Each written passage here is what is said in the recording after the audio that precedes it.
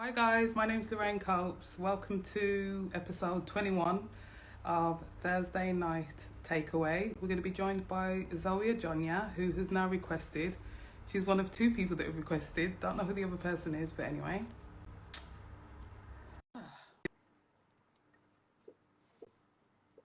Hello all. Hello Zoe. Okay. How are you? I'm really good.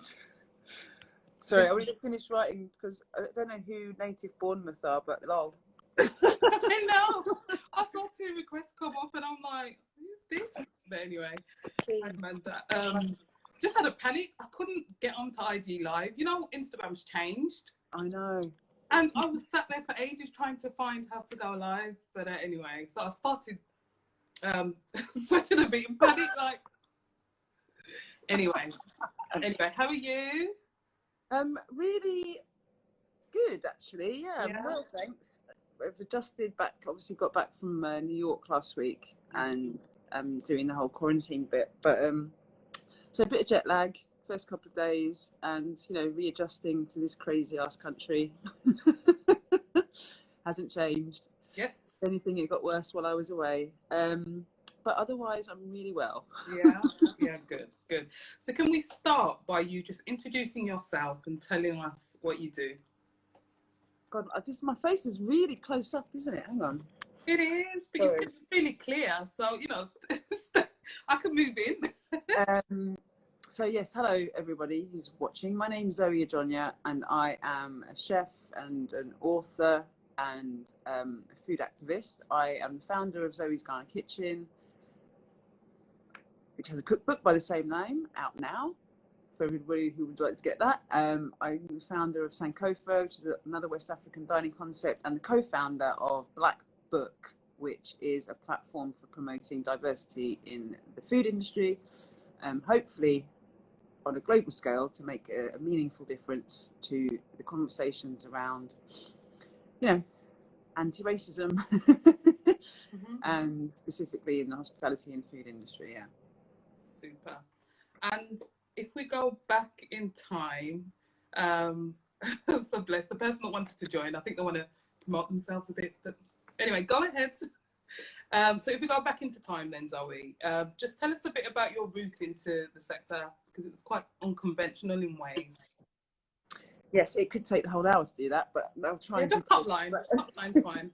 Potted history is basically no culinary training, no background in food whatsoever. But I did have, I didn't really perceive it to be a passion, but I had a passion for food from Ghana, which was linked to my relationship with my ancestry. So I'm half Ghanaian, half Irish. My dad's Ghanaian. So as a kid, cooking and sort of having a relationship with those ingredients was a really important tool for me in terms of me having access to Ghanaian culture and kind of understanding that part of who I was and my roots. And it kind of just stayed with me my whole life. And in 2010, basically, I became famous amongst my friendship circle for dinner parties in which I would make a dish called peanut butter stew, which is basically a family riff off of a very famous groundnut stew, obviously from West Africa. And in 2010, I came back from the States traveling around. I had a lovely time and I was broke. And it was the weekend of Hackney Wicked Arts Festival here in Hackney Wick. And at a time when, this neighbourhood wasn't gentrified and there wasn't any cafes or bars. So there was thousands of people streaming into Hackney Wick, and I needed some money. So I thought, here's an opportunity to feed them and make some money.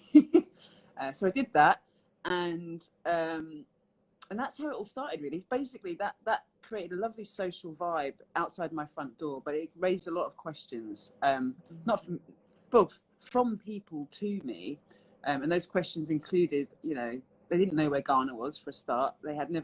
Most of them had never heard of Ghanaian cuisine or West African cuisine really at all. And it kind of left some questions with me that needed to be solved. Like a problem needed to be solved there, but I wasn't in the mood to solve it in 2010. I had other ambitions going on. But so jump forward to 2011, and I kind of did that same thing in my apartment in Hackney Wick again the following year, but I made it a grander affair basically, and with the help of many, many wonderful, lovely friends of mine at the time. We built tables and chairs and decorated this place, made it look like a restaurant for all intents and purposes. And people thought they were in a restaurant that weekend. And we're trying to book for the next week, the next month, and so on. Yeah. And I said to them, I'm really sorry, but this is my living room. You know, I might do this again. And if I do, I'll let you know. So I just collected some email addresses. And, you know, I had a lot of fun. I'm not gonna lie. I was hosting, you know, complete strangers, but, you know, I think we did about 400 covers that weekend through this gaff of people thinking it was a restaurant. Wow. It was very intense and it was very hard work, but it was also really, really fun. Yeah.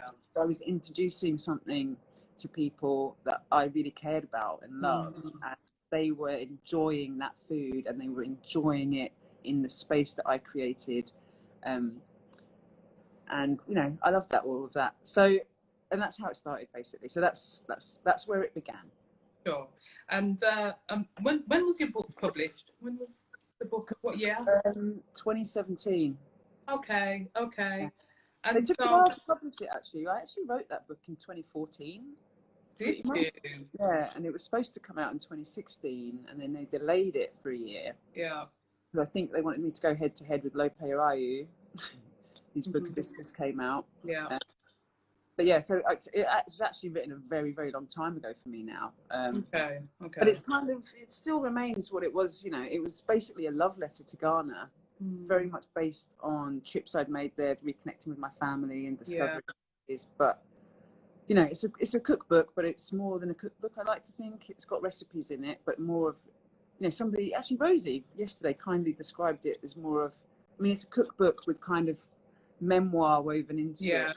It's a resource more than anything, you know. It's like a tool, kind of a guide for people about what these ingredients are, what's great about them, and why they should be using them, you know. Sure, makes sense. And how did you feel at the time of book release, just given the landscape in London at that time as far as West African food? There was a lot of pressure, I think. I felt a lot of pressure. I'll be honest with you though, to be like, when I got the book deal, I was like, oh, that's funny that they've given me a book deal for this super niche thing that I'm doing. And, you know, part of me was like, oh, no one's going to like, this isn't, I thought it was kind of a novelty project for the publisher, really. Like, I didn't understand what would happen with it. Like, I had no concept. I mean, I wasn't a cookbook writer. You know. Sure. And I didn't really understand what trajectory that might put me on, or where that would. I didn't really have a good sense of that, to be honest. Yeah. So I kind of was in this place of probably no one will read it. But on the other hand, was like, oh, but then what if people do read it? Because, you know, I didn't want to. It's like, will the white people get it and understand it, and how much do I have to explain to make it accessible for them? Sure. But on the other hand, it's like, is the diaspora going to be annoyed that I'm riffing off some of these things, and is the diaspora going to be pissed off that, you know, this is my interpretation? And, you know, so there was a lot. It was quite a precarious balance, to be honest, in doing what the publisher needed me to do to make it accessible to this audience, but also trying to balance my story and the whole relationship with the food, and then the recipes themselves, like, you know. So it was a bit like that. It was like great excitement, but also a bit apprehension. Yeah, sure. Yeah. And how do you feel about it today? Because obviously over the past, say, 24, 18 months, we've seen quite a few West African restaurants opening up, more central London based. And obviously the landscape is starting to change, but I still don't think it is where it needs to be, considering the size of the continent that is Africa, but one a journey. So what's your views on the landscape and how it's shifted since you first came out, really? I mean, there's been an amazing shift, really, if you think about how short that space of time is. Like, when I started in 2010, I mean, there were hundreds, not lots, there were hundreds of West African restaurants in London, right? But they were very, very kind of small, intimate spaces usually. I mean, it's actually not necessarily small, but a lot of them were small. Yeah. And they were very much places that were kind of designed for the communities in which, you know, there was space for the community to gather, for that nostalgia, for that feeling of home. Yeah. And they weren't really places that had a lens or a view to broadening the appeal in any respect. And so I was, I guess, one of the first West African food concepts to think about doing that, to think about bridging that divide. And so there wasn't much out there like me at the time. There was Eat Jollof doing catering. There was Spinach and Agusi doing street food, but that was super traditional, straight up stuff. Yeah. And you know how that's changed. I mean, even within a few years of me, like between I think in about 2014, 2015, you know, people like Charlie Let's Eat, people like Tokombus, people like Jollof Box, Chukus, Creole Canteen may have even been starting around then. Ebenezer's concept, which the name of which escapes me now, but I think I started to meet these people around then, and they were people who'd been potentially, some of them were guests at my supper clubs or events and things. Okay. That they'd been inspired by what I was doing. Anyway, all of them have gone on to do very well successfully, and so there was this big moment for street food in West African street food for a minute, but now that's expanded again onto the high street, which I love to see. You know, you've got a Coco, you've got Stork in Mayfair, you've got God, what's that new place in Lewisham called? I don't know Lewisham. I know there's Talking Drum in Peckham.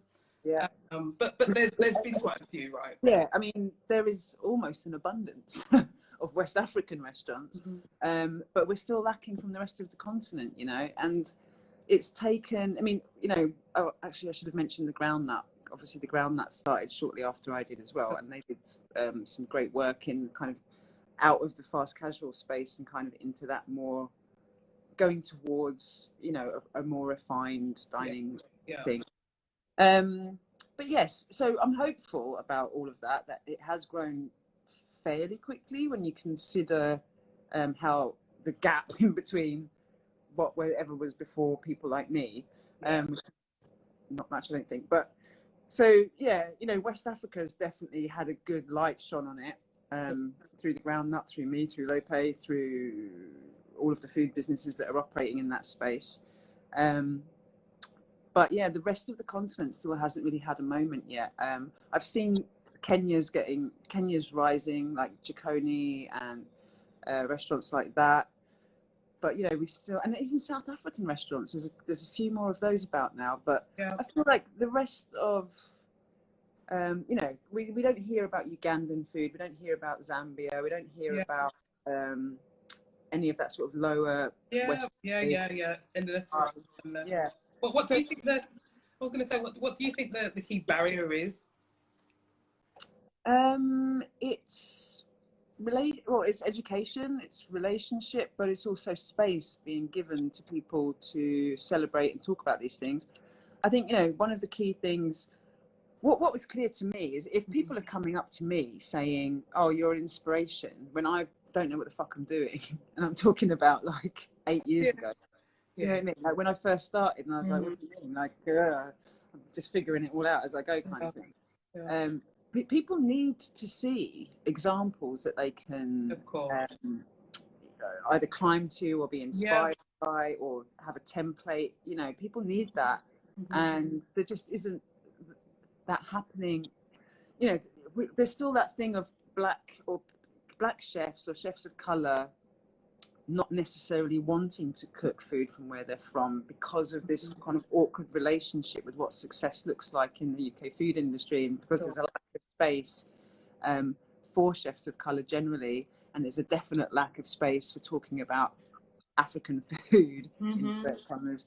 So, you know, there's lots of challenges there, but I think that the more we see black chefs getting their profiles raised, like Mike Reed and Jason Howard and William Tiller, the more that we see of that, I think the more, and Victor, obviously, who's currently on MasterChef doing great. Bahana, Elodie, there's lots of us. So the more we see of them, the more we will get of us, basically. And the more we get of us collectively as a conscience, you know, our community will be able to support us more when they see value in supporting us. Agree. And sorry. No, I was just gonna say. I go like that. Like, no, it's fine. No, this is about you. I can't help but jump in. But I do think a real hurdle is around investment and access to, and understanding sort of those waters and how to get access to it. Right. So super important. But you know, there's so many things I've learned throughout my career in that, you know, there's certain circles you're in and you learn things that you just otherwise would not know. You just would not know. And it's opening those circles and that dialogue so that people get to know, right? It's super Exactly, you important. know, and you know, one of the things, like, you know, now, like when I give advice to young entrepreneurs or I'm running workshops around various things and stuff, you know, I'm the first one to say, ask for help. Like, just ask for help. Use it, like, find an example you like and Definitely. not copy it, but use it as a template to your own success. Like, I definitely did things the hard way, but I felt like I had to do it the hard way because I felt at the time, like, A, there was no example. B, there was nobody who looked like me doing anything like me to ask. And so I felt kind of closed out from quite a lot I can imagine. of spaces and rooms and stuff. So it felt very much like, oh, I'm doing it. Like, I have to just find all this stuff out on my own. But the truth, and this is a different age, you know, 10 years on, the internet and social media has become everyone's go-to resort. And that has made it very expansive for people to make connections and learn more and find people that might be inspired. I mean, you can just find people with a hashtag these days. So, yeah, and you're right about the finance part of it as well. You know, I bootstrapped, or still am bootstrapped, literally. But now we have people like, you know, We Are Lendo, and there's just, you know, we will find, and I always said this, right, when I talked about the African food revolution in this country and around the world, I always said that the momentum, you know, it will gain a momentum, and we're still in that momentum, and it is still a movement. We have definitely moved past this concept that the mainly white media would like to put on us of this being a trend or some kind of isolated interest moment in food culture.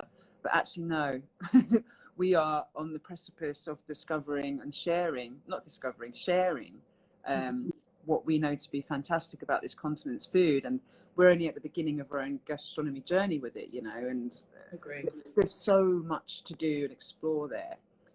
So it's just a bit, you know, for people watching who want to get into food space and they want to be representing their country of origin or their homeland or whatever. So I really encourage you to do it, because now actually there's never been a better time to get into this space. And the more of us that are in it, you know, the better we'll all do, because it'll be less competitive. It's like when there's 4 of you in an arena, you know, it feels like you've got to protect everything and you've got to be, you know, climbing. Crabs in a barrel, right? Crabs in a barrel. Somebody said that to me. I was talking to Erica Wright this morning, and she used that phrase, and I thought it was a horrible. No, I know. It's a horrible analogy, but it is really true in my experience. And even now, you know, I spent 6 months when I was hosting Sunday Crunch on For the Culture, exclusively talking about the fact that we should be working together, building communities, collaborating, raising each other up. And I still believe all those things, but apparently nobody else does, because everybody's still really protective of what they think is their space and their voice. And it's understandable to a point, but actually you're only limiting yourself, because you're not in competition with me. There's only one of me. Do you know what I mean? You're not ever going to be me, and I'm not ever going to be you. So, you know, you kind of got to escape out of this. And it's driven through this colonial lens of scarcity. That's what I was just about to say. It's all about this scarcity, and there's only enough space for 1 or 2 Black people in a space, so it has to be me. Exactly. You know, not recognizing you have your own USP, right? Exactly.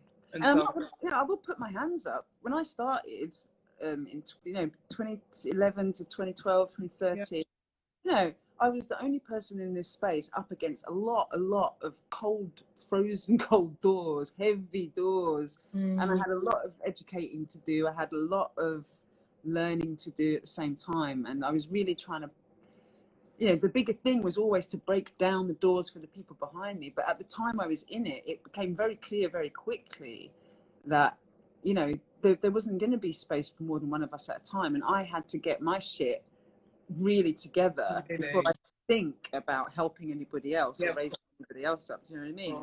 It was a tough time, but you know, I've done that journey. I've Yeah. seen what that looked like, and Yeah. it's not what I would have liked it to have been like, but it was the circumstances of where the industry was at the time, and I'm certainly not about that now, and haven't been for a number of years. Sure. But I do still find that, you know, reaching out, and I will still do that work of raising other people up if I think that, you know, if I believe in them, whether they like me or know me or not. It's like, if I think that's a good person, a good Sure. project, a great recipe, a cool brand, I will, you know, I will support it regardless, because we do better together, whether you like it or not, you know. And I think we just have to come, you know, I'm just more about collaboration than I am about competition. Yeah.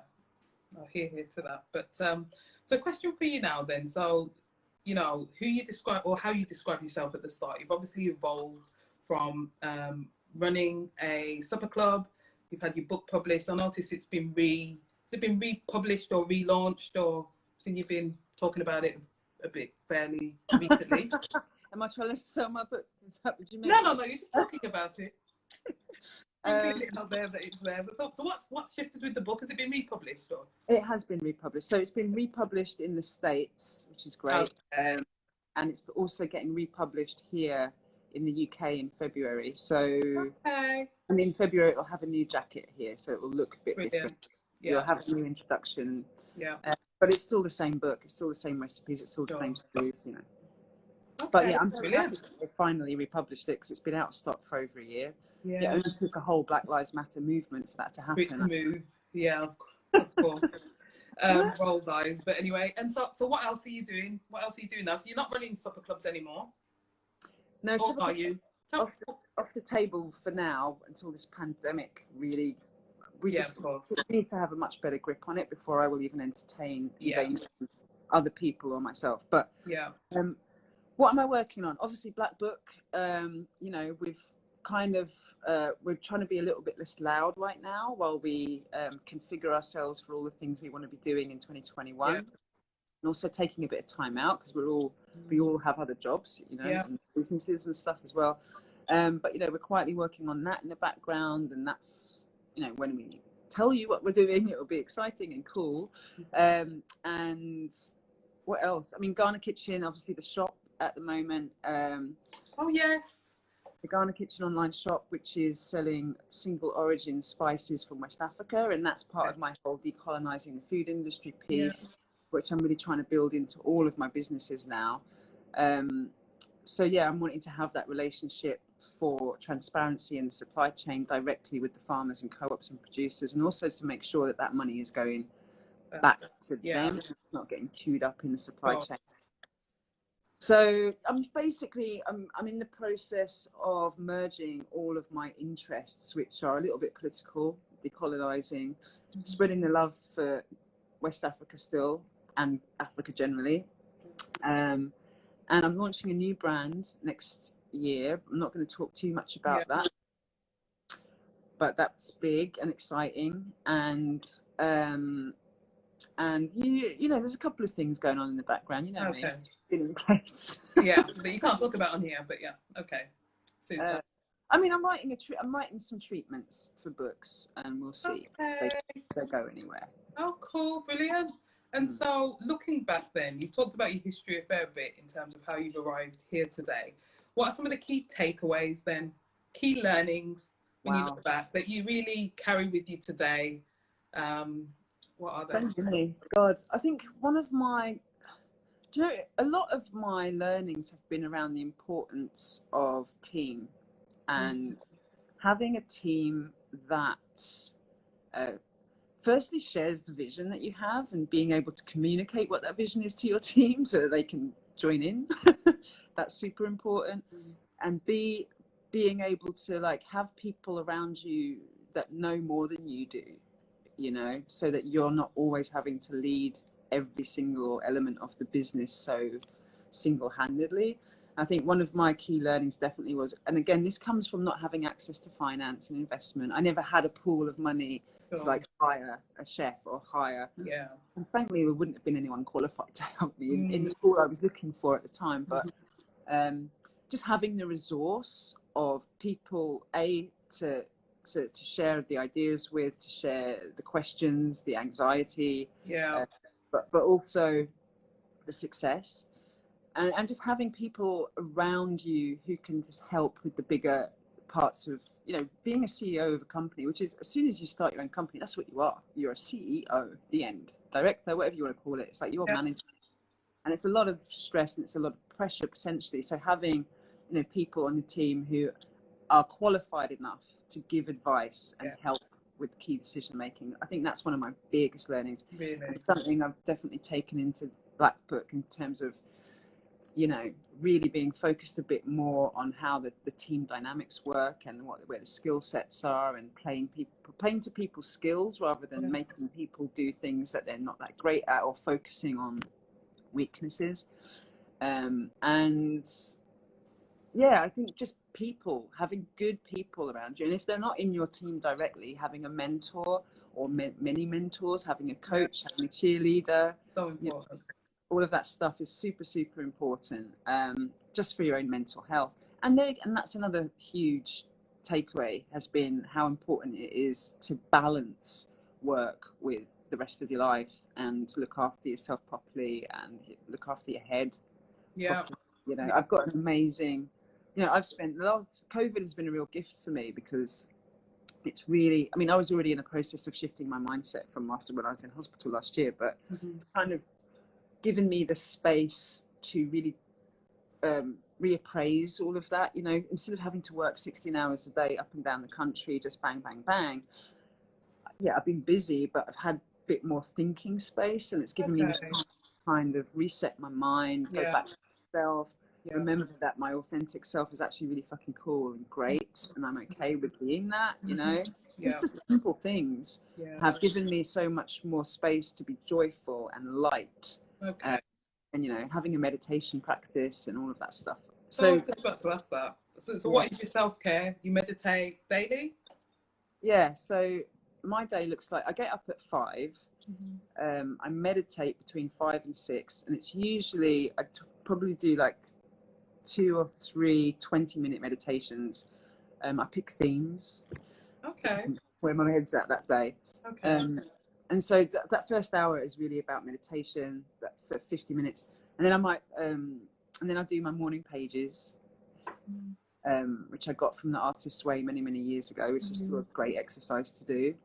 And then I set my intentions, do what I want to manifest, you know, my affirmations. And I spend a lot of time doing all that. So I have between 5 basically and 8 a.m. I do all of that, and I do some exercise, and I just connect with myself. Yeah, sure. And just have that time for myself. Yeah. Nice little regime there. So tell me, final question for you. What is it that you're looking forward to most getting back to when the world opens up? Apart from what you can't tell us about what's coming in the future. Honestly, like, I think the thing I miss most is hosting a dinner. And not necessarily for paying customers. I just mean even just having your friends round for dinner, or going around to your friend's house for dinner. I mean, obviously I'm in hospitality and I love eating out and everything, but I never could afford to do it that often, and I was always working. So it's not like I don't miss eating out so much. You know what I mean? As much as I miss feeding people and being fed by people and just being in company. I think in physical, real life company is a nice thing. No, it really is. You know, during, I think between, obviously when lockdown lifted, sort of between, for me, August and until the end of October, I didn't realise how much I missed seeing people. Yeah. Just hugging everyone. I loved it. It was so wonderful. I really was. To a point that, obviously, it was still social distance. Completely forgot. Well, that's it. I mean, I've been very strict, actually, because... Have you? Yeah, I've not been fucking about with this virus. I'm not lying. I've just been like, you know, when lockdown happened, I was like, right, I'm ready for this. I've been doing this my whole life. Boom. And to be honest, in the beginning, I quite welcomed it. I was like, oh, yeah, I've got this. I just got time for myself. I don't have to make excuses about why I go somewhere. But yeah, you know, we're 9 months in, and I mean, I'm still taking it all very seriously, and I'm very kind of dismayed at the number of people in this country that are not. wear a mask. I know. That's a simple thing. I know. Mm. And yeah, anyway, so the pandemic is still a pandemic for me, and it's pretty serious. So, my movements are still very limited, and if I see people, we take it seriously, basically. No, I did too. One night in particular, though, Julian had made you look photography piece, and he had an unveiling party, and so I got to meet all these guys that I'd never seen before in person, all the chefs, and so I got a bit overexcited. But yeah, beyond that, to be fair, I did take it very seriously as well. Whilst people were out and about socializing, I was at home, like a recluse. I was definitely and still am. Yeah. So you can tell how I feel by my facial expression, right? Anyway, that's the final question for me. We're going to now move to Quickfire Rounds, where I'm going to just fire off 2 questions, and you just give me your first answer. And for anyone that's watching that might have a question for Zoe, please pop them in the question box. I have seen a few questions sort of scrolling up the screen, so if you could pop them in the question box, that would be great, and we'll get to them in a moment. So first one for you, Zoe, is spicy or sweet? Spicy. Of course, yeah. Sugar or spice? Spice. Yeah. Scrambled or fried? Fried.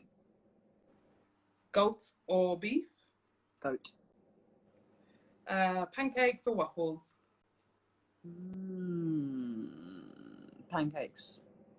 Tea or coffee? Caffeine drinker? Striking me. That is a really tough one. I was a hardcore coffee drinker for such a long time, and now I drink decaf, and I don't drink as much of it, but I do enjoy a cup of Joe.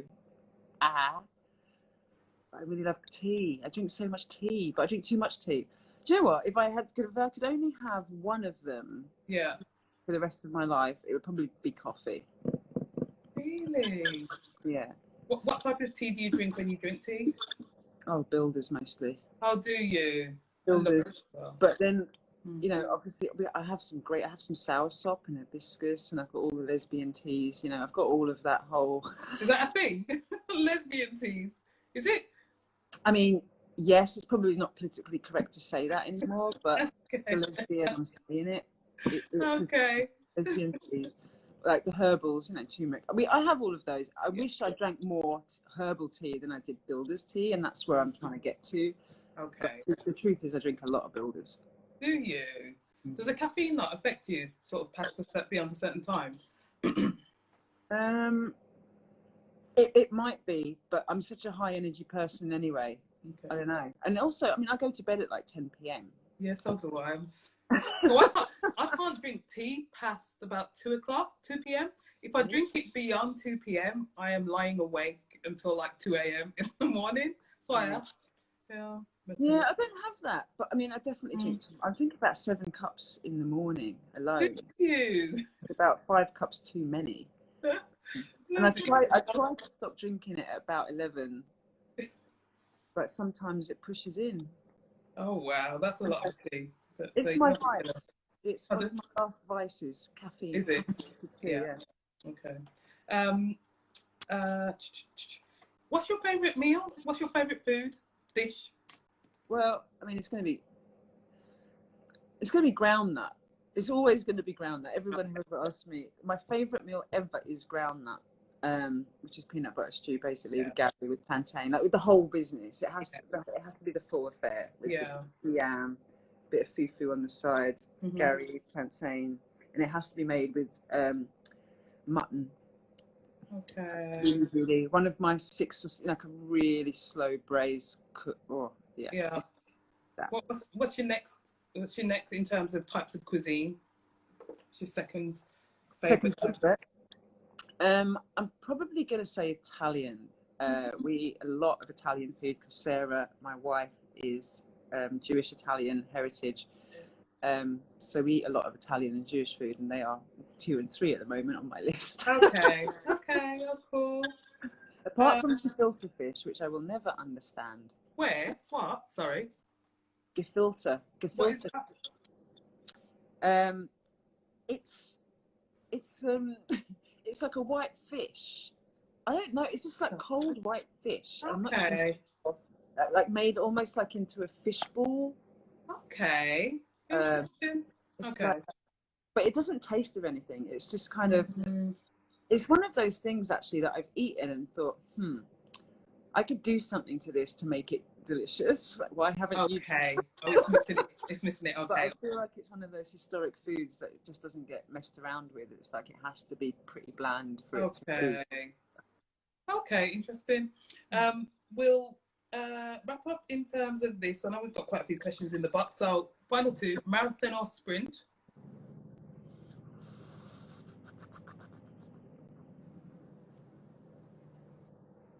Marathon. You thought long and hard about that one. I really did. I've been a sprinter my whole life, and I am a sprinter still. But I really want to do a marathon, and I'm really trying to. My personal journey now is more of a marathon vibe than a sprint vibe. So, given my new page turning year. Okay. Understood. Last but not least, we'll go for lion or tiger. Lion. Yeah.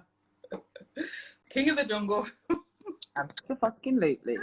So we've got a fair few questions for you.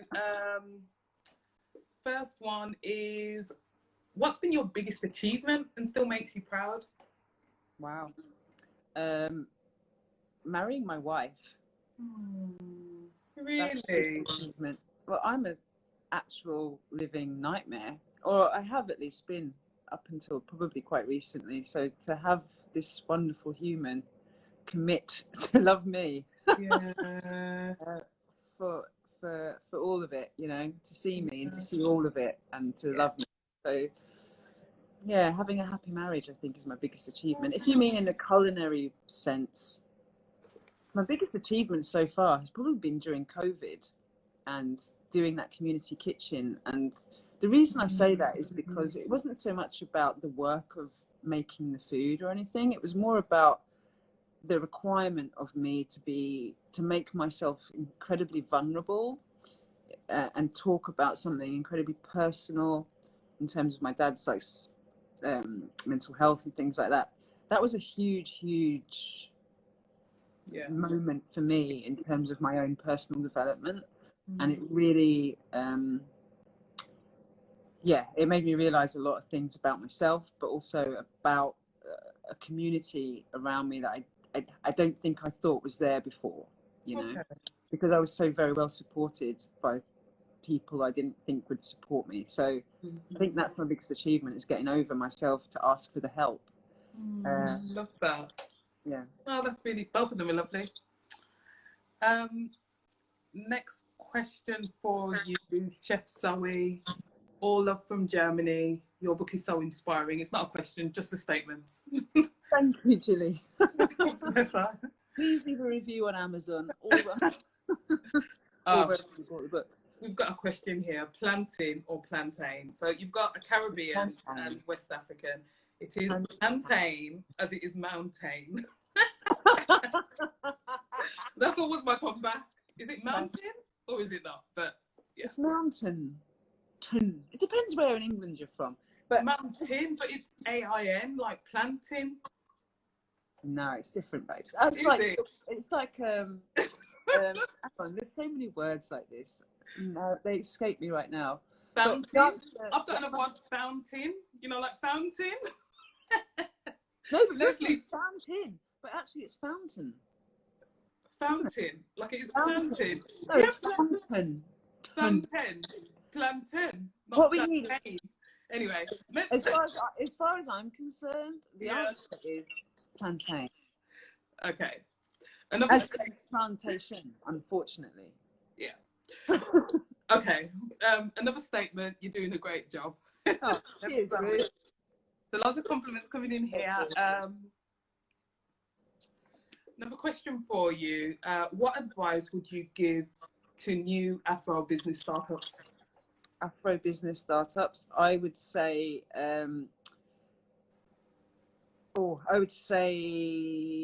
get a mentor ASAP from somebody in the space. And then I would say, really, I think what I think is the most important thing for anybody getting into any food business is this whole piece around understanding your own narrative, understanding why you're doing it, who you're doing it for, and having a purpose behind what you do is really important beyond the money, especially in hospitality, especially in these challenging times.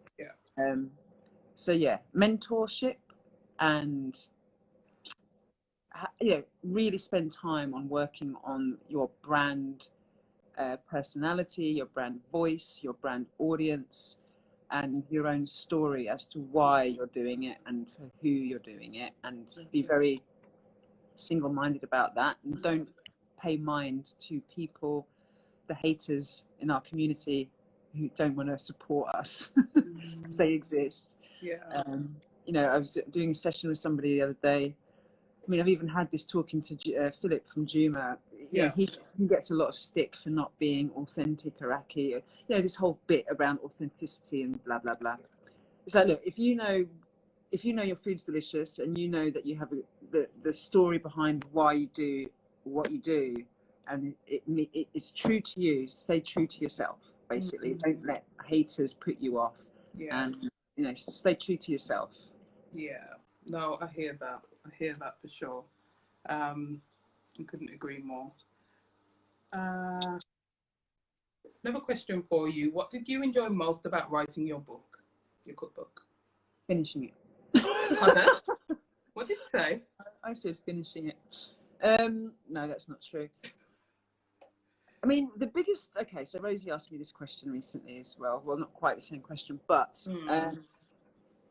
basically, the trip I took to Ghana in 2013 is really the nourishment that fed that book. So if I hadn't taken that trip, that book probably wouldn't have been written, or it would have been written in a very, very different way.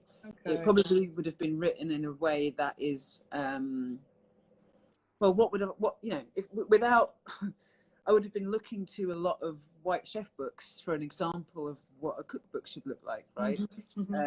Not to say that there was no black cook writers out there, but not in the UK, I mean, Brian Terry was a great inspiration for me, but that trip was so fundamentally crucial for me, having a good relationship with my food and my ideas around food, but also my relationship with Ghana, my relationship with my family in Ghana, and it was all rooted in that trip, and all of that went into the book. So without that trip, basically that trip in 2013 was integral to all of this that happened after.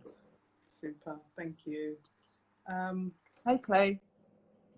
Another question for you. What does the future hold for bringing greater awareness in respect to Afro-Caribbean food in the UK? What does the future hold? I don't think the future holds anything. I think we hold it all in our own hands and hearts. I think it's, as I said earlier, there's a growing number of people of colour in this industry, especially in the Afro-Caribbean community, who are stepping into their power when it comes to the food industry. There's a really vibrant array of different people, vegan, plant-based, barbecue, products and condiments and fast consumer goods space. Like, there is a real breadth now of really good, and that's important, good quality, and that hasn't always been the case.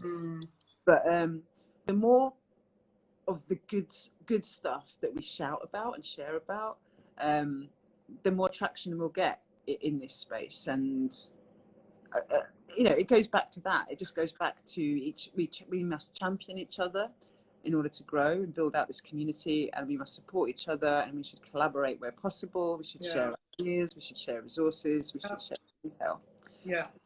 And if we're doing all of that, then the future is bright. Honestly, I'm not relying on any kind of the industry to open massive doors for us to walk through. So if you're waiting for that to happen, you're going to have a long wait. Yeah. So your best bet in the meantime is to be connected to platforms like Bayman Hospitality, be connected to Black Book and what we're doing and trying to do, and just keep in the conversation and keep the movement growing and going. Yeah, yeah, totally It's agree. really down to us. It's down to It us. really That's all is. Another question for you from Dom. Hi, Dom. Not spoken to you in ages. Your self-care regime in the morning is super important. How do you stay on track when you get really busy? It's a good question. That is a good question, Dom. And do you know what? I don't let anything interfere with that part of my morning, which is why I start at 5 a.m. Yeah. And I actually say, like Sarah, my wife, knows, she just doesn't really come near me before 9 a.m. Sure. unless it's an emergency, like unless some, Yeah. But that 5 a.m. to 8 a.m., that's my time. And, nobody's around. Nobody else is awake. I'm like living my best life while me in the universe. While everyone's quiet. Yeah.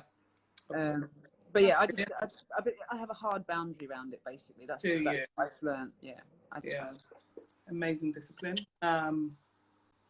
Next question for you is... I see Annette as well waving, chef's advocate. Hi. Oh, bless her. Hi, Annette. I think you've answered this one already, actually. What's your favourite 2 Ghanaian dishes? You've mentioned already. You got stew. You got a second?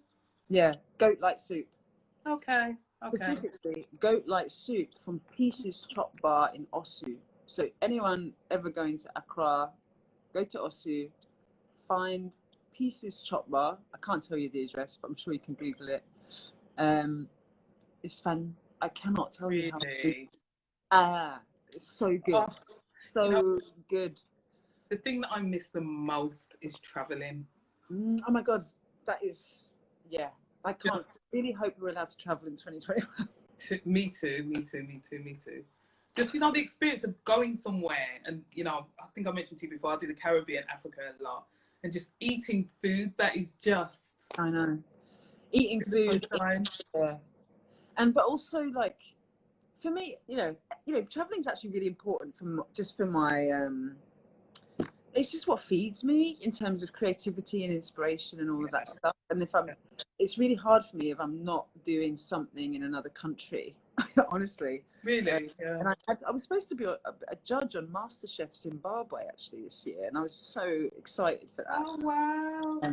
I hope that happens next year. But yeah, I'm missing the ability to be able to have a nice a holiday, but also just to work abroad and do collabs abroad and stuff like that. Yeah. Not quite the same digitally, unfortunately. Oh, Serene. Hello, Serene. So nice. Another question. It's quite a long one, and I can't see the end of it. Since I'm not educated in food from the African continent, how can I tell if I am going to a spot that represents the cuisine? Represents the cuisine. I think you're speaking to are you speaking to the authenticity of the cuisine, or are you speaking to the ownership of the restaurant? I mean, that's a really good question.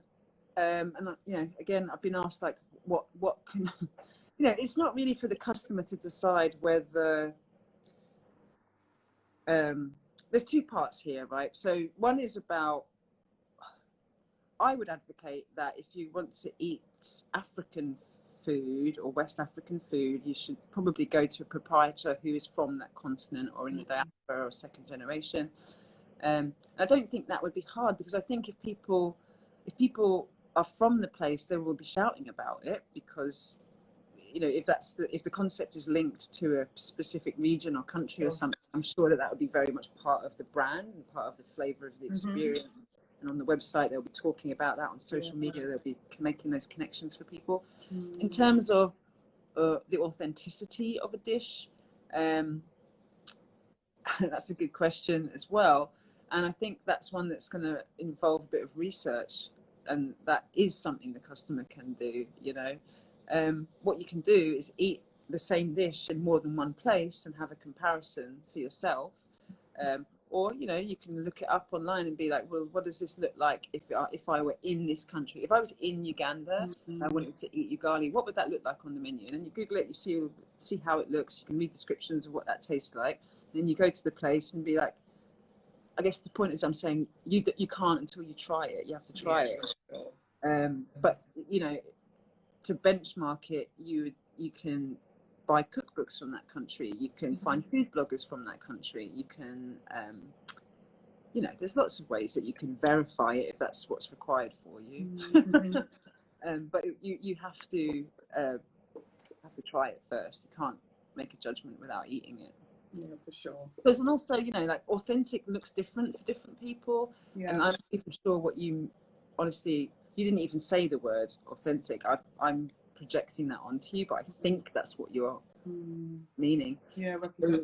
But, you know, the truth is whoever the chef is in the kitchen, I'm sure that if they're from that culture, they're bringing themselves to that dish, to that plate, to that experience for you. And then that's authentic in itself. It's not really about, unless it's important that for you that you eat something in West London that tastes exactly like it would if you ate it in a chop bar in Connecticut. You know, if that's really important to you, then there are places where you can get that, but then you need to research. Super.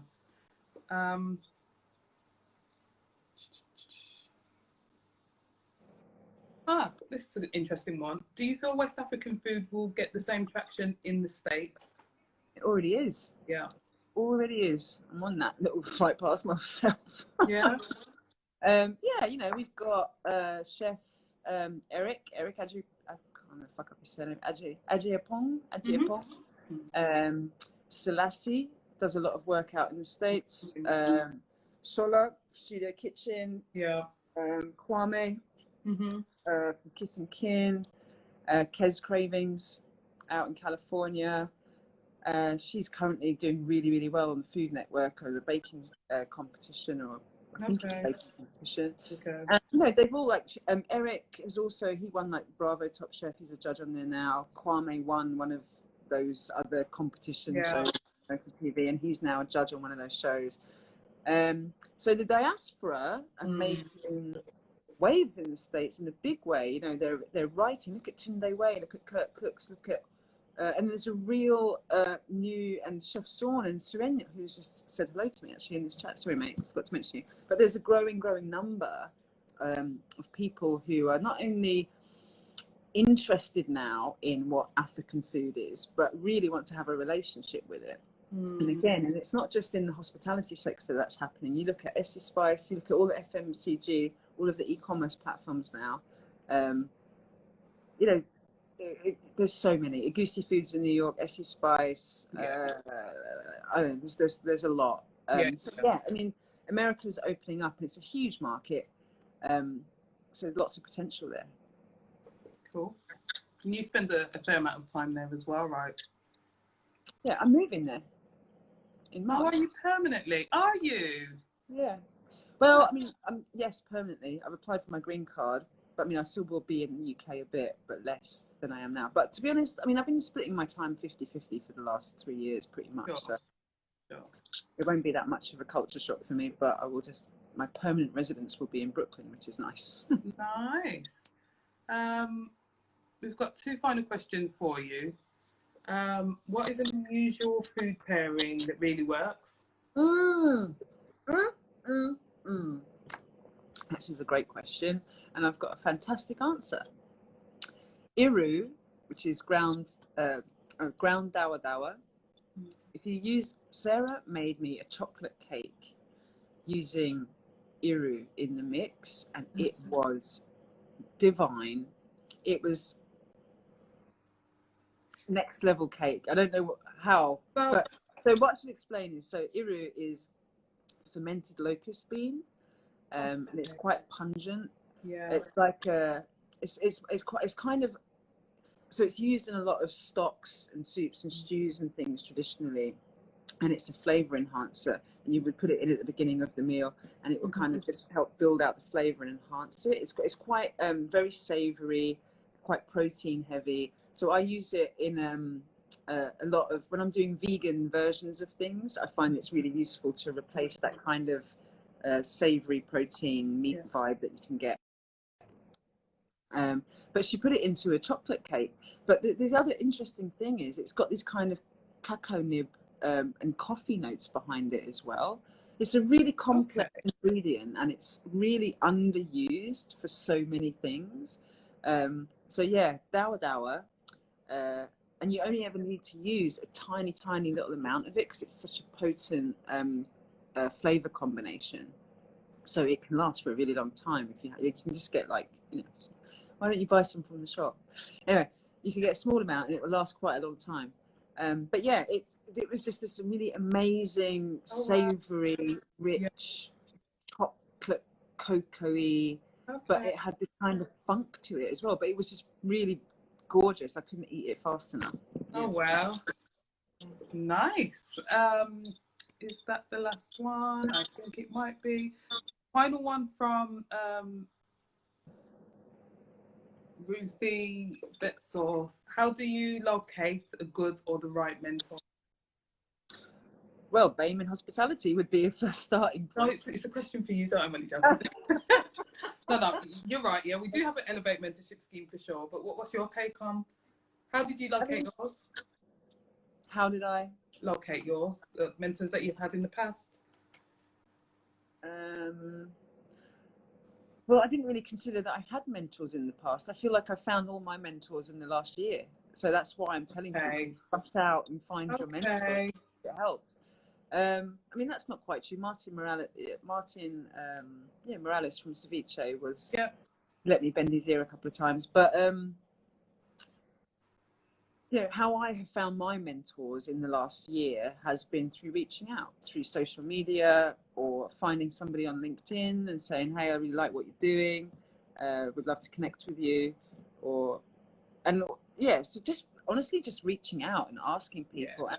And when you do it as well, I think you should, like when you ask, take a deep breath and just, when you're going to ask somebody for something, you should come with confidence, but you should come with a specific kind of agenda in mind or questions that you would like answered, or like be very specific about what you need, because if you're going to a mentor, it's probably because they're running a successful business or they're a successful brand, so they're busy, right? So it's not necessarily that they don't want to help you, but if you're too vague and too don't have your stuff together, then they probably won't give you much time. But if you can come with confidence and present yourself in a way, it's like, look, I'm doing this. I'm really inspired by X, Y, and Z about what you've done.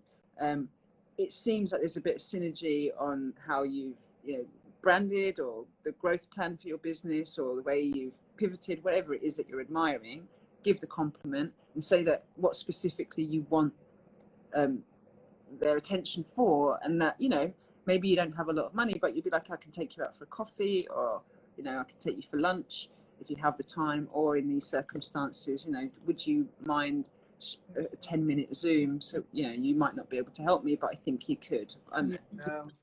But basically, don't be, the real point though is don't be scared to ask. And the more you ask, the better you will get at doing it. Definitely. And go big with your asks, challenge yourself to be like that. What I've been doing is like, that person's never going to respond. I had Khalees reply to me on Instagram. Did you? Why the hell would Khalees reply to a message from me? But you'd be amazed at who will give you time, who will give you. Ava DuVernay. Yeah. She always answers my messages. I don't know how, but she does. Like there's some incredible people who have great capacity, and if they can see something in you, if you can show them something to admire, and want to help, then they will probably want to do it.